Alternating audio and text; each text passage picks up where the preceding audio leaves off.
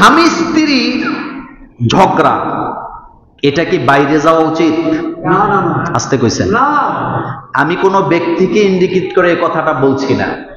স্বামী স্ত্রীর মধ্যে ঝগড়া হয় নাকি হয় না? হয়। কোন পরিবারে ঝগড়া নাই? একটাও না। সব পরিবারে ঝগড়া আছে। কোন পরিবারে মনোমালিন্য নাই? সব পরিবারে মনোমালিন্য আছে। কিন্তু রাসূল কি বলছেন? আন ইবনে আব্বাস রাদিয়াল্লাহু তাআলা আনহু আনিন নবী সাল্লাল্লাহু আলাইহি সাল্লাম قال খায়রুকুম লিআহলিহি, ওই ব্যক্তি উত্তম যে ব্যক্তি তার পরিবারের কাছে উত্তম। সুবহানাল্লাহ পড়েন। রাসূল বলতেছেন ওই পুরুষটা উত্তম বা ওই ব্যক্তি উত্তম যে তার পরিবারের কাছে উত্তম। ওয়া আনা খায়রুকুম লিআহলি, আর তোমাদের মধ্যে আমি হচ্ছে আমার পরিবারের কাছে উত্তম, এজন্য আমি তোমাদের কাছে উত্তম। আল্লাহু আকবার। তার মানে যেই পুরুষ ঘরে ভালো সেই পুরুষ সমাজেও কি ভালো। সুবহানাল্লাহ বলবেন না? আমার রাসূল ঘরেও ভালো, আমার রাসূল বাইরেও কি ভালো। আমি যেই কথাটা আপনাদেরকে বলবো আজকে, যারা শুনছেন আমার কথাগুলা, স্বামী স্ত্রীর মধ্যে ঝগড়া হয়। আম্মাজান আয়েশা সিদ্দিকা রাদিয়াল্লাহু তাআলা আনহা, তিনি রাসূল সাল্লাল্লাহু আলাইহি ওয়াসাল্লামের সাথে মান অভিমান করতেন। তো আম্মাজান আয়েশা রাদিয়াল্লাহু তাআলা আনহা যখন রাসূলের সাথে রাগ করতেন, তখন তার আচরণটা ছিল একরকম, খুশি থাকলে আচরণ ছিল আরেক রকম। সেটা কি? আল্লাহ রাসূল বললেন, আয়েশা তুমি যখন রাগ করো আমি বুঝি, তুমি যখন খুশি থাকো তখনও আমি বুঝি।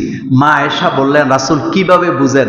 আল্লাহ রাসূল বললেন, তুমি যখন আমার প্রতি খুশি থাকো তখন বলো মুহাম্মদ সাল্লাল্লাহু আলাইহি ওয়াসাল্লামের রব আমাদের প্রতি রহম করুক, আর তুমি যখন আমার সাথে রাগ করে থাকো তখন তুমি আমার নামটা বলো না, তখন বলো ইব্রাহিম আলাইহিস সালামের রব আমাদের প্রতি রহম করুক।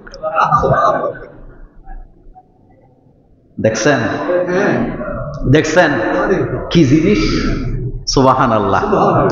তো যে কথাটা আমি বলতেছিলাম, আল্লাহ পাক বলছেন ওয়া জাআলা বাইনাকুম মাওয়াদ্দাতা ওয়া রাহমা, আমি তো তোমাদের মধ্যে ভালোবাসা সৃষ্টি করছি। স্বামী স্ত্রীর মধ্যে আজকে ঝগড়া লাগছে মনে করেন, তো আজকে ঝগড়া লাগছে তার অর্থ কি তারা ডেইলি প্রতি মিনিটে মিনিটে ঝগড়া লাগে? ব্যাপারটা কি এমন? ভালোবাসা আসেনি? ভালোবাসা থাকে, ভালোবাসা কমে, ভালোবাসা বাড়ে। আজকে ভালোবাসা নাই, ঝগড়া করছে, এর পরের দিন আবার কি ভালোবাসা আছে। এটা হলো স্বামী স্ত্রী। সুবহানাল্লাহ পড়ে। এটা হলো স্বামী আর স্ত্রী। প্রথম কথা যেটা, এটা হলো আজকের আমার কথা, স্বামী স্ত্রীর মধ্যে যত ঝগড়া ঝামেলা হোক এটা বাইরে যেন প্রকাশ না পায়। এটা একটা ট্রেডিশনে পরিণত হয়েছে। আপনি আমার ওয়াইফ মনে করেন আমার সাথে কোনো কারণে দ্বন্দ্ব হইল, তো সে যদি এটা ফেসবুকে বা সোশ্যাল মিডিয়াতে প্রকাশ করে, ইজ্জত কি শুধু আমারটাই গেল না ওরটাও গেল? খারাপ কি শুধু আমাকে মানুষে বলবে না ওরেও বলবে? তাহলে বোকামি হইল নাকি হইল না? আমার ঘরে আমার স্ত্রীর সাথে মনোমালিন্য হলো, আমি যদি ফেসবুকে আকার ইঙ্গিতে লিখি, তো ইজ্জত কি শুধু আমার বউরটা গেল না আমারটাও গেল? কথা কর না কেন? আমারটাও গেল।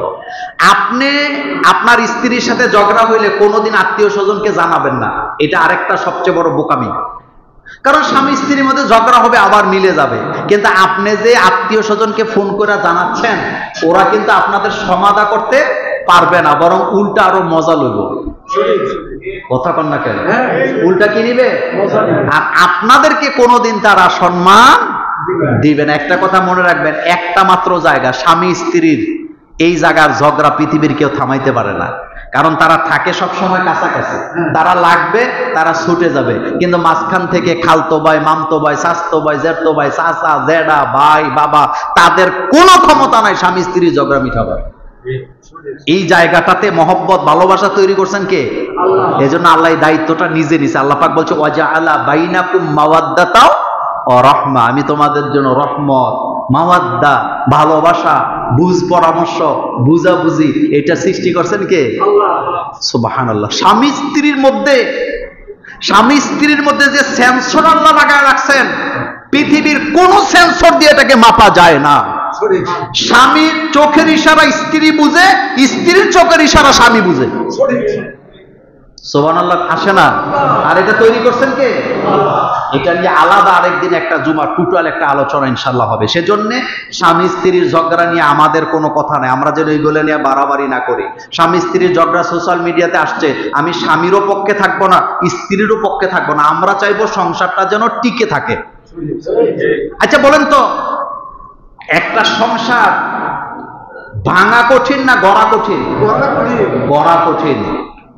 এই যে বাংলাদেশে বা বিভিন্ন জায়গায় যে তালাক হয়, তালাক হওয়া তো সহজ, কিন্তু তালাকের পরে সবচেয়ে বেশি সাফারারা হয় বাচ্চাগুলা। কথা কন না কেন? কারা? আপনারা যারা স্বামী আছেন, আপনাদেরকে একটা প্রশ্ন করি, আপনি কোন, আপনার স্ত্রী অনেক খারাপ মনে করেন, সে খারাপ, আপনার 2-3টা বাচ্চা আছে, আপনি আপনার স্ত্রীকে তালাক দিলে আপনি সুন্দরী বউ পাবেন, এই পাবেন সেই পাবেন, যত কিছুই ভাবেন, আপনি তাদেরকে এসি রুম দিতে পারবেন, গাড়ি দিতে পারবেন, বাড়ি দিতে পারবেন, কিন্তু আপনি কি বাচ্চাগুলাকে কোনোদিন মা দিতে পারবেন? এত আসতে না, মা দিতে পারবেন? কোনোদিন মা দিতে পারবেন না।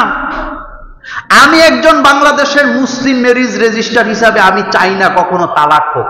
আমার কাছে যখন তালাকের কোনো মামলা আসে, আল্লাহি আমি পাত্তা দেই না, আমি চেষ্টা করি সর্বাত্মক বুঝাইয়া বাজাইয়া পাঠায় দিতে।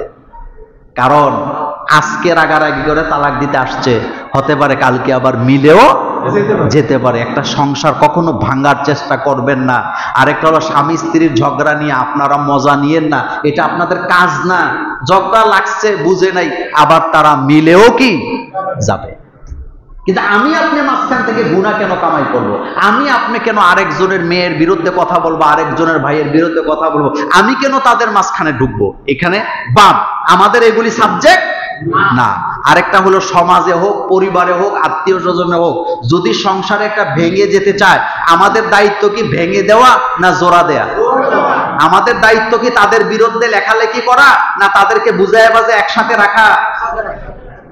মনে করেন আপনার সাথে আপনার স্ত্রীর তালাক হয়ে গেল, সমাজের লোকেরা আপনারে বাহাবা দিল, ভালো বললো, কিন্তু এই সমাজের লোকগুলা আপনার যে 2-3টা বাচ্চা আছে, এই বাচ্চাগুলার দায়িত্ব কি সমাজের কোনো বাপের বেটা নিবে? কোনো বেয়াদব নিবে? কোন সংসার ভেঙে যাক, এটা কোনো মোমেন্ট চাইতে পারে না। আল্লাহ আল্লাহ রাসূল এটাকে অপছন্দ করতেন। তালাক কি আল্লাহ অপছন্দ করে? বেটা তুমি কোনের বাপের বেটা জান্নাত থেকে নেমে আসছো আরেকজনের সংসার ভাঙার জন্য, ফুসকানি দাও, উস্কানি দাও, ওমকে ফেরেশতা, ওমকে জাহান্নামী। কোন সংসার ভাঙুক আমরা চাই না। কারণ তুমি এক বেলা বাচ্চাদের দায়িত্ব নিতে পারবা না। মায়ের আদর দিতে পারে পৃথিবীতে এমন আরেকটা মা আপনি বানাতে পারবেন না। আরেকটা কথা বলে দে, যাদের স্ত্রীরা রাগী, রাগী মহিলাদের গুণ থাকে বেশি। রাগী মহিলাদের গুণ থাকে বেশি। এই ব্যাপারে আরেকদিন আলোচনা করবো। আল্লাহ আমাদেরকে সহিহ বুঝ দান করুক, আমরা বলি আমিন।